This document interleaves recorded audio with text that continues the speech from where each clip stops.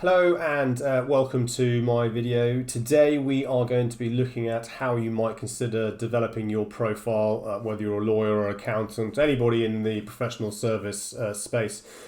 This is geared towards, we'll cover things like your headline, some profile viewing settings to make sure you're optimized, certain things that need to be considered to be switched on or switched off. But hope you find some useful hints and tips in this video. It's around 13-14 minutes long, but of course you can pause and take notes or update as you go along. So without further ado, let's get into it and go through some hints and tips on how to optimize your profile for LinkedIn for 2021 if you are in the professional service sector. So when editing your profile, it's pretty straightforward. You come through to your picture, just click on this, and this takes you to your edit page here. Anywhere you can see a pencil is where you can move into edit. So things for consideration. We want to make sure that you have a banner image up here. Organizations change, they have different views on this. Some people just you want to have an image, other firms prefer you to have their own branding. But what we want to have up here is some image in some shape or form. Then we want an up-to-date profile photo. To edit these, we come into here. This is where you'd add the photo for the banner.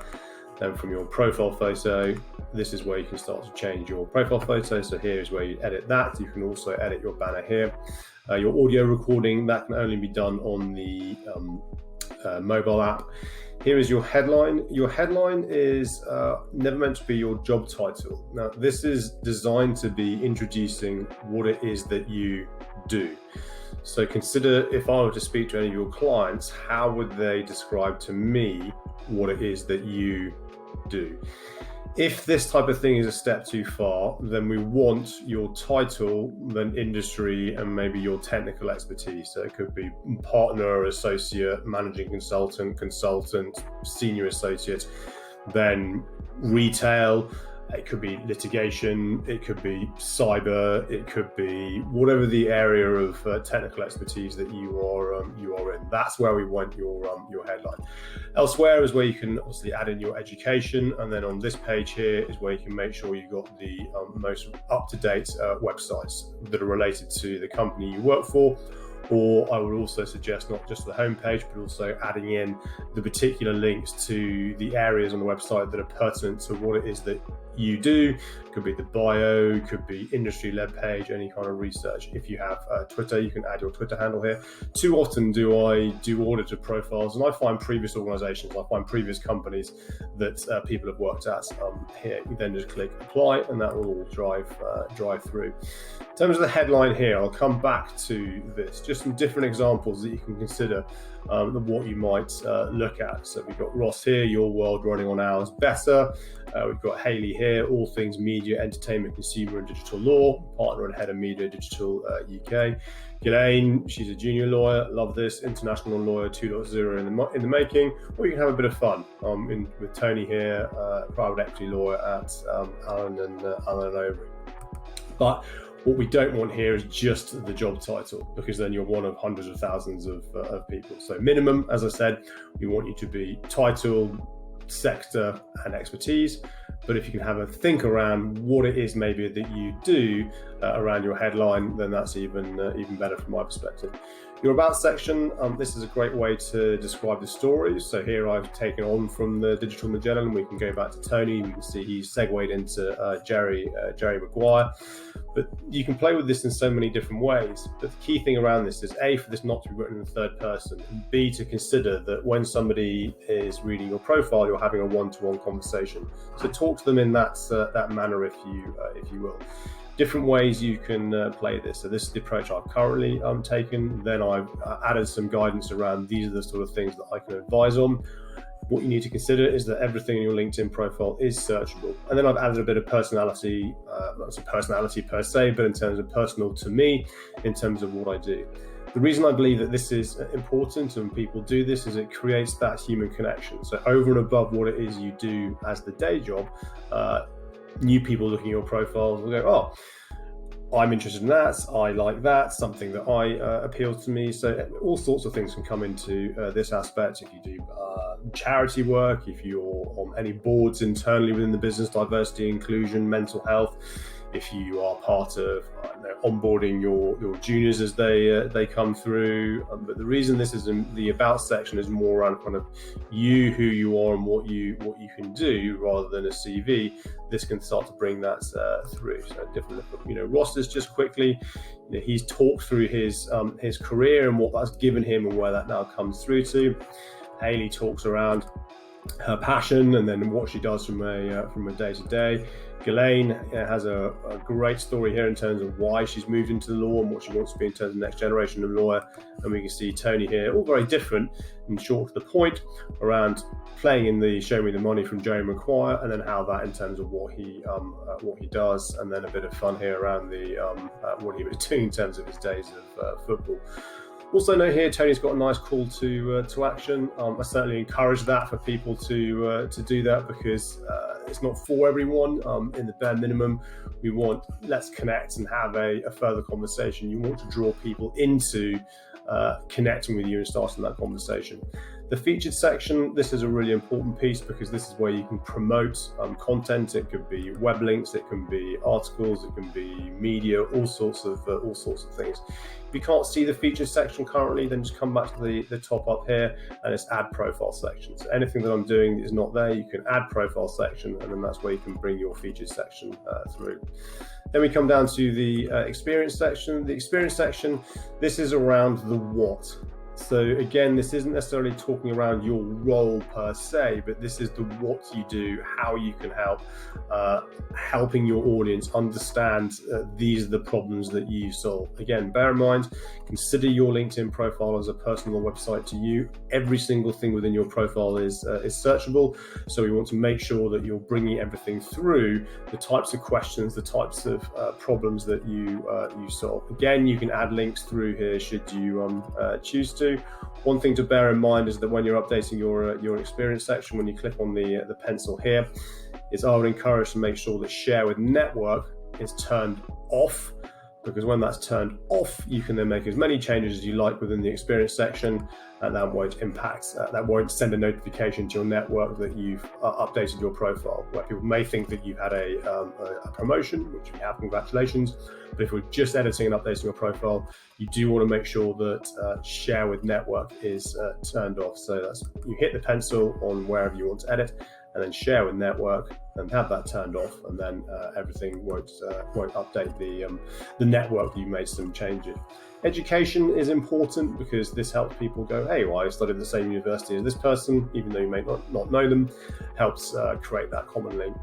Licenses, certifications, any kind of training certifications you've got, all sorts of things, I would encourage you to add those to your profile. Just helps us tell the story further. Skills are important, so endorsement is the number after the skill, but the skill in itself is important, because that is also searchable. So you can have up to 50 skills on your profile, but literally just click add new skill. If the ones that are in there are relevant, then you can add them in. Or you just type in, so if I was in the cyberspace, literally type in cyber, and then it'll have all the relevant cyber things. If I was in lawyer, mergers and acquisitions, all the relevant type of things. You can then, from an industry perspective, you can add all the relevant things that you are involved in. So you want to think about skill from a technical perspective, but skill also from an industry perspective. And of course, yes, you can have management skills and that side of things in there. But if you're able to use the full 50, I would encourage using the full 50. And then the final piece is around your recommendations. So recommendations are a great way to have your clients and your former clients recommend you in terms of the work that you are doing, depending on the number of projects that you run during the course of the year. It could be one every 6 months, one every 3 months. But this way you can then start to consider your LinkedIn profile as your pitch CV in its own right, by having those client recommendations at the bottom of your profile. You do need to be connected to the person. You ask for a recommendation. I typically would always phone them or email them first. You ask for a recommendation. It'll then ask you who you want to recommend. So if I just pick James for example, Then it would select your relationship. Then it takes you through some questions. The recipient gets a note in their messaging system here. They then complete it. When they've completed it, you then get a message back. You can review it first before you add it, and if you're happy with it, you can add it to your profile. Other things to consider if you haven't is personalizing your URL. So personalizing your URL makes it look like a neat website. If you haven't done this, you'll have first name, hyphen, surname, hyphen, and a series of numbers. Other thing also to consider is also your public profile. So this is how visible you are outside of LinkedIn. So if you click on edit public profile and URL, you'll notice this opens up another tab. So the page we're looking at now is currently how visible I am outside of LinkedIn. So this is what my profile looks like off platform, off LinkedIn. So from my perspective, I want to be public. I would recommend everybody be public because that means you are searchable outside of LinkedIn. I have everything switched on because I want every single aspect of my profile searchable and to be found to give me the best chance of people connecting with me. Here is where you would edit your URL. So click on the pencil here, get rid of if you can first name hyphen surname, great. If not, take out the hyphen. The different things doesn't have to be your name. Some people put the industry that they're focusing on, but if we can get it so it looks like it's a personal website to you, then from my perspective, that just tidies up the profile. There are some other considerations that you may want to think about around your profile. So up here in terms of your profile settings, we go to settings and privacy. There are things that I have toggled. So on account preferences, I actually have viewers of this profile also viewed. I have that turned off. What this means is when someone lands on your LinkedIn profile, whether they're connected to you or not, if that's turned off, LinkedIn is not going to suggest down the side here other people that have viewed your profile also viewed this. There's debate around whether this helps or not, but from my perspective, I'd far rather have people focusing on me and my profile and not be encouraged to look at other people's profiles. And there could be people down the side that I don't necessarily want to be associated with, and I cannot control that. Other things you can also consider if you want to is things like within visibility, your profile viewing options. Again, from my perspective, I want to make sure that people can see when I've looked at their profile. So I am public, because if they can see you've looked at their profile, then they're more likely to look back at your profile. Where if it's more private, then they don't know who it is and who you are. I do recognise in some situations, in some circumstances, actually this is appropriate, but for the most part, I would suggest that your profile settings are set to full visibility, so that when you look at someone's profile, they know that you've looked at their profile. And I have other videos explaining why this is actually important. So that's a quick overview from my perspective around how you should consider setting your profile up. We go back, quick overview then to remind you, we want a banner image up here, a good up-to-date profile photo. This 10-second audio clip you can add through your mobile device. The headline, ideally describe what it is that you do, if that's the step too far forwards. Then have your title, your industry, and then maybe the area or subject matter expertise that you are in. You do not need to repeat what company you're at, because the company will be shown here. The about section can be made different ways, but ideally it's kind of the story about you with a bit of personal interest added to it to create that connection. The featured section to promote content. Your experience section is then the what I do and the how I help, not forgetting to turn off the share with network button there. And then we've touched on obviously education, licenses, skills, and recommendations. This is, of course, for you to decide. Any organisation can't just tell you what to do or how you want to leverage your profile. But in this current climate, when we are in this virtual world, your LinkedIn profile typically is the first impression that you create. So we want to make sure that you are creating the best impression possible. Thanks for watching. Hope you found that useful. LinkedIn is always updating and changing things on the profile, so feel free to subscribe to my channel and or follow or connect with me on LinkedIn.